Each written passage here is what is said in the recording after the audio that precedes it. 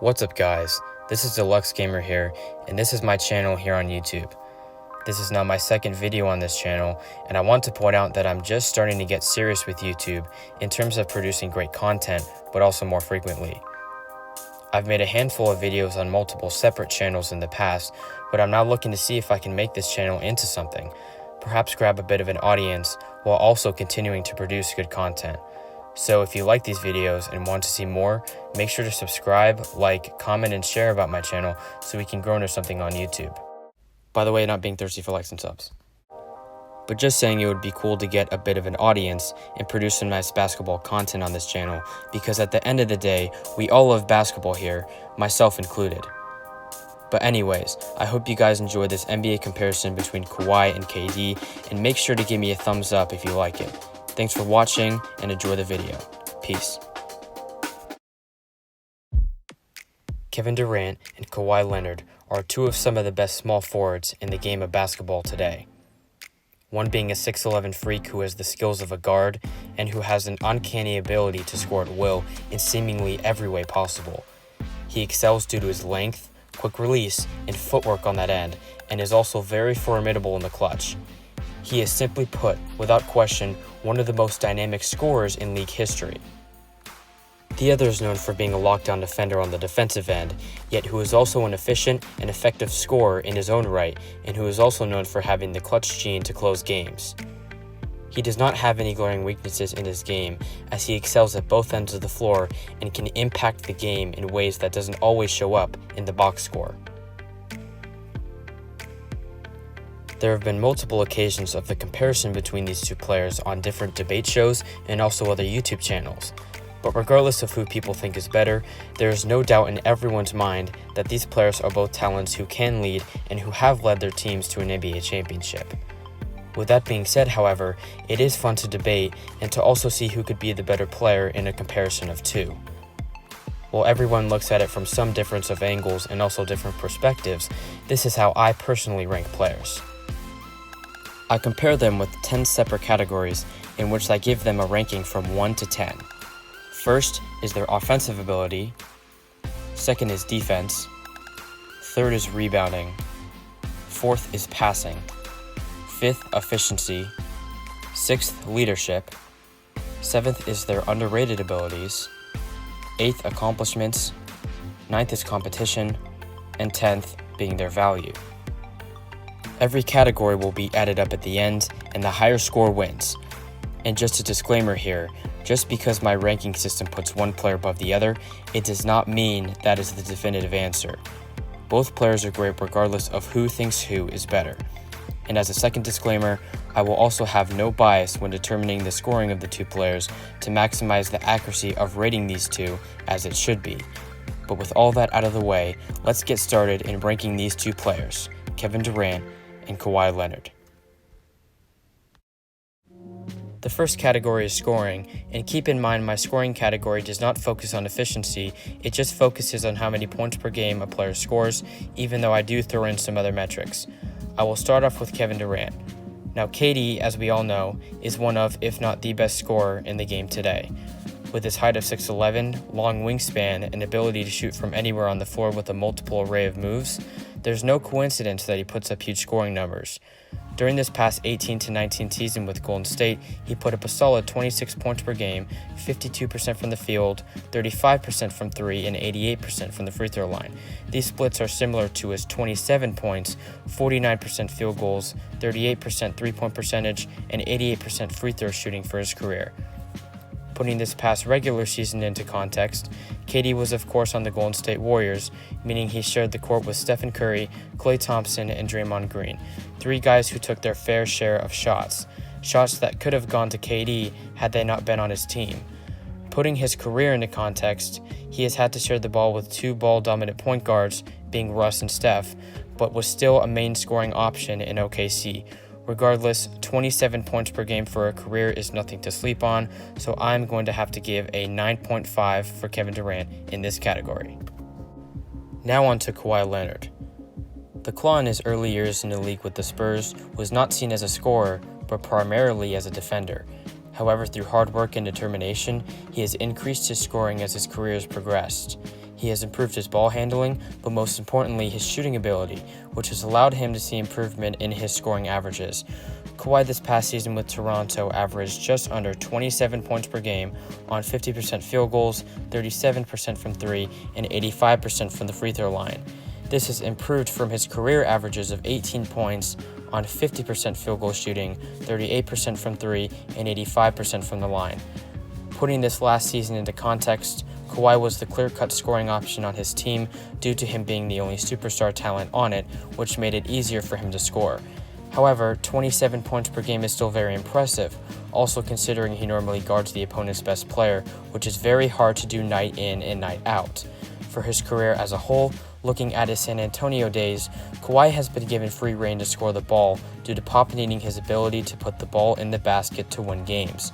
So for a majority of his career, he has been the primary option for scoring, yet with only an 18 points per game average for his career, that doesn't seem to be an elite scorer.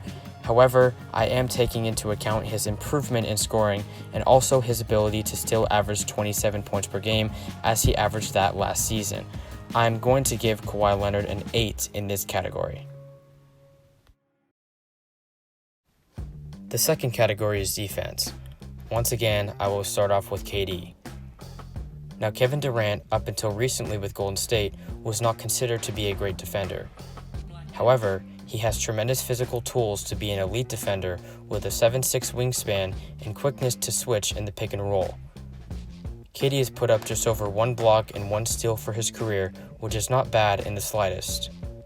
In the 2018 season, he averaged almost 2 blocks per game, so he certainly has proven he can be a legitimate rim protector when given the chance. Now, you can certainly make the case that KD is one of the most versatile defenders in the league due to his height and also quickness in pick and roll defense, and I believe he is.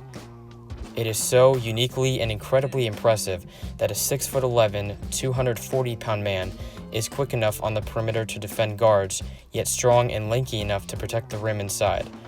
Other than the fact that he's an underrated defender overall, there's not much else to say here. I'm going to give KD an 8 in this category. Moving on to Kawhi Leonard. Now you look at his nickname, the Claw, and if you watch him play, you will see why. He has a crazy long 7'3" wingspan while only being 6'7", and his hands are enormous, allowing him to defend the perimeter and block shots very effectively. Through his career, he has averaged 1.8 steals and 0.7 blocks per game, but he has proven to average over 2 steals a game and 1 block per game in separate individual seasons before. Kawhi can guard positions 1 through 4 tremendously, as he is very strong and quick on the defensive end. He is widely regarded as one of the best defenders in the league due to him winning 2 Defensive Player of the Year awards. That alone shows his dominance on the defensive side of the ball and is certainly his best attribute as a player. In spite of him averaging under 1 block per game, I am still going to give Kawhi Leonard a 10 in this category due to him being, simply put, one of the best perimeter defenders the league has ever seen. Now on to the third category of rebounding. KD at the small forward position has shown the ability to rebound well. Even though he averaged just 6.5 boards per game in 2019 with Golden State, his career average is around 7 per game, and he has shown the ability to average 8 per game or above, as he's had 3 individual seasons averaging 8 or more boards per game in his career, 1 being on Golden State and 2 in OKC.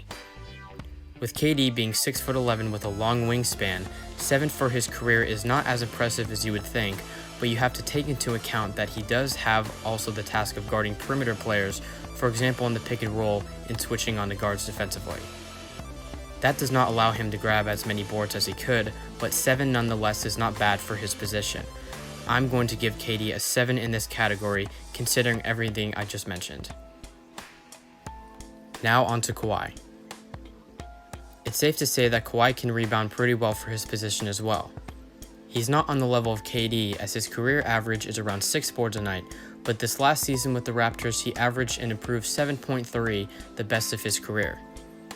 He's averaged at least 7 or more boards per game twice in his career, 1 on the Spurs and of course this last with the Raptors. There's nothing much else to say here for Kawhi. He is an above average rebounder for his position. Even though Kawhi rebounded better this last season, I'm still going to mainly look at their careers as a whole, so I'm going to give Kawhi a 6 in this category. Moving on to now passing.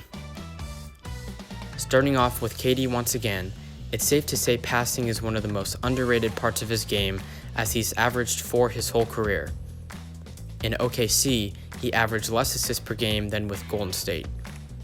Even though KD's assists have gone up since having joined the Warriors, we have to take into consideration the system he played in there under Steve Kerr, a system in which the ball moves around quickly and everyone gets more touches, which leads to more assists for everyone essentially.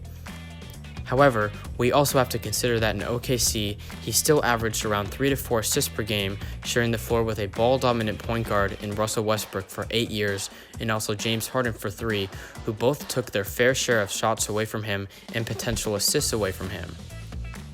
We have to take into account his time in both OKC and Golden State's system of heavy ball movement, but nonetheless, he did average just under 6 assists in 2019 this past year.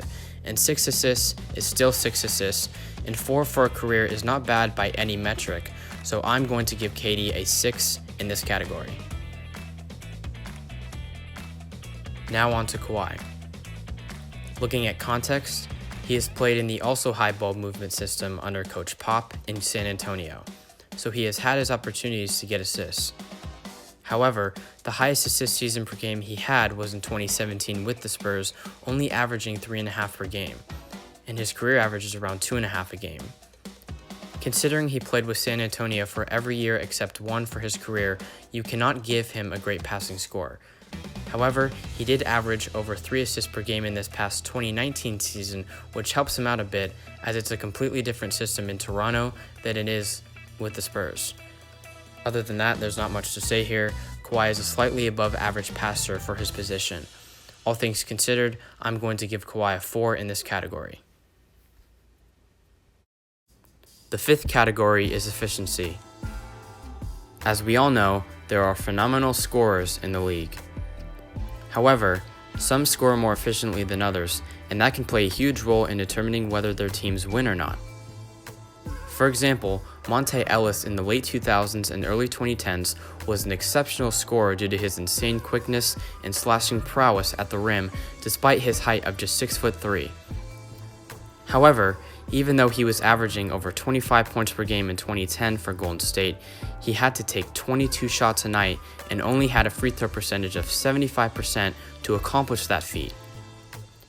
To compare that with the perspective of a more efficient scorer, Steph Curry in his magical 2016 season averaged 30 points per game on 91% free throws and only 20 shots a night. I know, insane, right? Efficiency is something that can be the difference between winning and losing. Also, another thing to say, field goal shooting in my opinion is a very misleading metric in terms of truly grading a player's efficiency. Check out my efficiency video if you want more insight on that, but regardless, let's see how KD and Kawhi fare efficiency-wise. Starting with KD. Now we see that KD has a 27 points per game career average. However, his efficiency to obtain those 27 points a night could be the difference between a first-round exit and a championship. One metric to accurately pinpoint efficiency is true shooting percentage, which is a metric that takes into account 2s, 3s, and also free throws. Now KD has over a 61% true shooting percentage, which is simply put unreal and 10th all-time in NBA history. Taking into account his 27 points per game with having such a high true shooting percentage, I'm going to give KD a 9.5 in this category. Next, on to Kawhi. Now Kawhi Leonard is the best defender in the game today, but that does not mean he's not efficient. Kawhi has a true shooting percentage of just under 60%, which is 25th in league history, not far from where KD's percentage is. It truly really is incredible that a player coming out of San Diego State who was labeled a quote-unquote defensive team player would be so high on that list. Truly incredible. Kawhi's percentage is high, but not as high as KD's, so I'm going to give Kawhi still a 9 for efficiency.